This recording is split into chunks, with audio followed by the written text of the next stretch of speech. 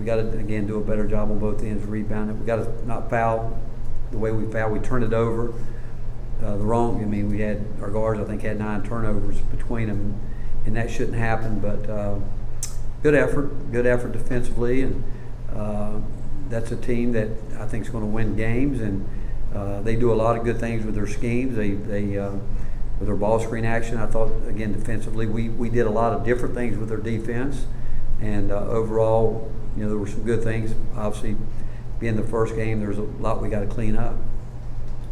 We'll go to Ryan, then Mike, then Andrew.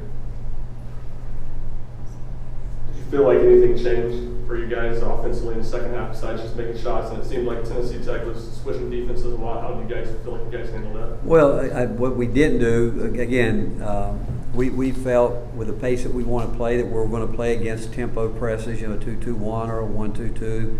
So we worked on that this week and talked about we still want to play with the pace that we want to play with, and really try to make our depth a factor if we can. And we told them they're going to go zone, maybe 1 or 2 passes, 3, 4 passes, but execute what we're doing on the offense or movement. And we didn't do that as well as, but honestly, we didn't spend a lot of time with it because I thought we would, you know, the older group, we could flow right into it.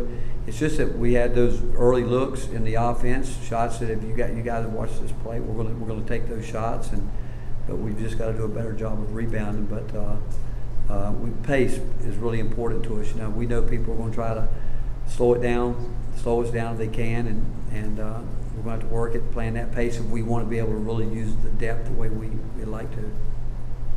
Rick, what did you like about what you got from Josiah, and just how good is it to get him back in the fold? Yeah, it's the first, you know, that's obviously the most he's been out there playing. You know, we've kept his reps down to a minimum. It's been more based on mileage in practice, but I thought again he did what I would expect from him. Come out, get in the flow of the game, and but being for the first time out there, he did some good things. I thought his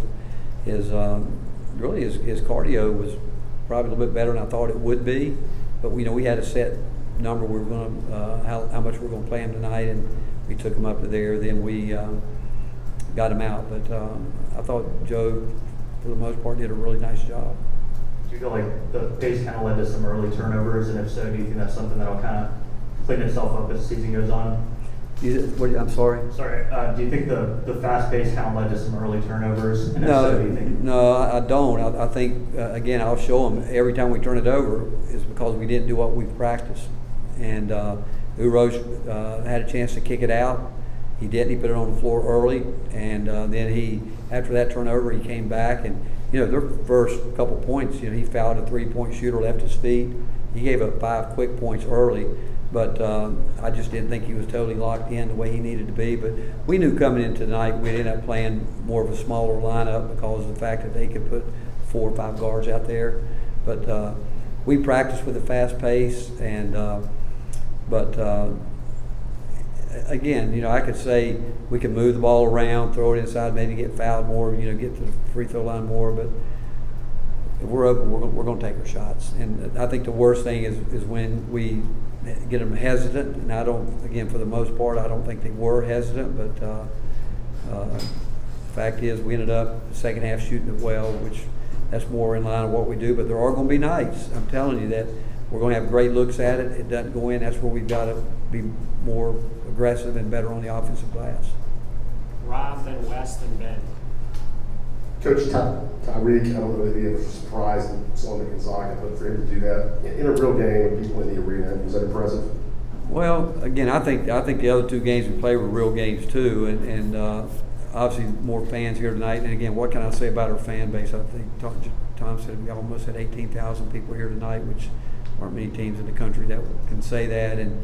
And students were awesome with their turnout, but you wonder when, you know, they start popping popcorn and the lights come on, how guys will respond. But I'm not surprised. I mean, his demeanor pretty much never changes. And other than the first half against Michigan State where he didn't attempt a shot, every half since then he's been everything that we thought he could be, and he can even do more. His versatility and the things that he does gives us a really a terrific weapon. I thought defensively tonight he worked hard too. And what about when he was running the point when Sakai was out? What was he doing that? Yeah, we've worked with multiple guys bringing the ball down the floor and executing our offense, and the key is getting it down there quick is what we want to do. We want to put a lot of pressure on people early in the possession, and I did not think we did a great job getting our post guys involved early, and some of that had to do with Tennessee Tech doing a great job of getting back and getting deep in there and not giving us early post up and those type things, but Tyreek, he can do a lot of different things, and he's again, I think he and Julian, the more they get settled in, the better we're going to see them become. Rick, when did your sort of mindset on taking threes really start to change in terms of the volume of it? Was it recently, or what caused it? Was it how kids play these days, or was it what they're doing at the NBA level? What changed that for you?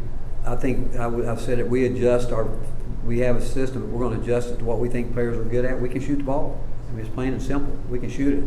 I mean, we stat every shot we take in practice. We stat every shot we take during vitamins. And I mean, there was one time this year that Zakai made 49 straight threes from behind what we call our 4-point line.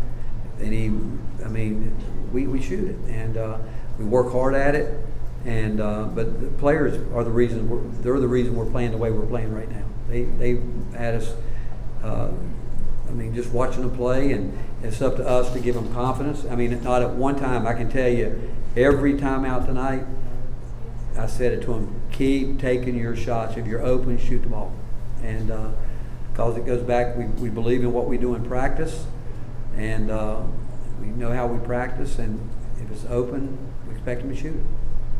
Rick, Jemiah at one point had a nice little 5-0 run, 3 and a mid-range jumper. How much has he improved offensively, and do you think that you can get that consistently from him this season? I think he's better than what he's played up to this point. I mean, he arguably is probably our most improved player from the returning players. And again, he understands our system. He knows. I mean, tonight he played the 4. Even when Julian was out there, we had him match up because we think he can guard it. We know, and we really believe that our perimeter guys on switches can guard inside. We really do believe that. We got to get our post guys doing a better job on the perimeter when we get into those switching type situations that we're going to get into some, just because of what people do. But the only thing, again, I think he and Santi and Tyreek and Zakai had turnovers tonight that they shouldn't have had, and it all, every one of them was really a poor decision, to be quite frank. Trying to do things that, because when a game gets going like that, and they're sagged back in there, and again, we keep telling them to play with the post guys because we want the post guys to be involved, but there's certain times you can't get it there. You got to move on, and we didn't do that a few times. Despite it being Julian's first regular season game, he looked really confident out there. What does that say about his mentality, and how does that mentality kind of lead to him being so possibly successful this first year? Well, I can tell you, we love Julian, and we love him for all the things that he has done from the time he's walked on campus. I mean, he has bought into the program. He's a guy that cares a lot about his teammates. He cares about his own personal game. If you knew how hard he's worked above and beyond what we ask him to do is something. I think he pressed a little bit early, which I think he has up to this point, which I'm not surprised. He's a freshman, whereas I think you see the difference in he and Tyreek being a fifth-year player. I mean, there is a difference, but that just shows you that. There's a really high ceiling for Julian that he's going to get to, and I thought he was. Really tried to work hard the second half getting on the glass. I think, like most young players, when he missed some shots, and he can shoot the ball. There's no question he can shoot it. The air ball that he shot from mid-range, he wasn't ready. He shouldn't have taken that shot because he was surprised. And that goes back to our lack of organization on that on that possession. But he picked up 2 charges. He made a great effort in the second half, going to use his length and getting on the glass. And that's what's exciting. There's just so much more he can add to his game, and the better he also gets to really run the lanes hard, it's going to help him. And but again, his ceiling is way up there, and he's really just getting started. Go next to Ryan. How would you assess y'all's defensive performance tonight? You know, again, we fouled too much. You know, we did a good job in terms of holding them to what we want from a point per possession total, but didn't do the job on the defensive boards that we needed to do. Didn't, again, foul too much. I haven't seen the deflection chart yet.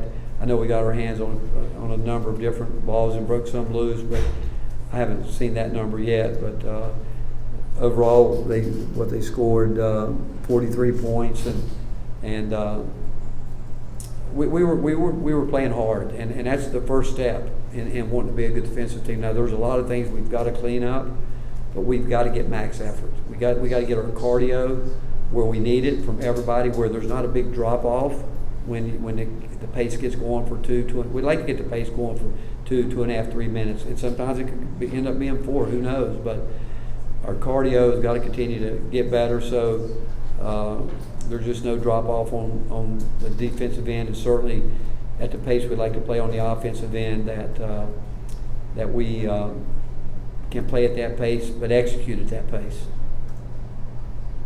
Mike? Rick, what's the plan, I guess, for DJ Jefferson this season, and what went into reaching that point? Well, we just felt with these, we think, you know, we're really excited he's here with us. I mean, he's got a load of talent.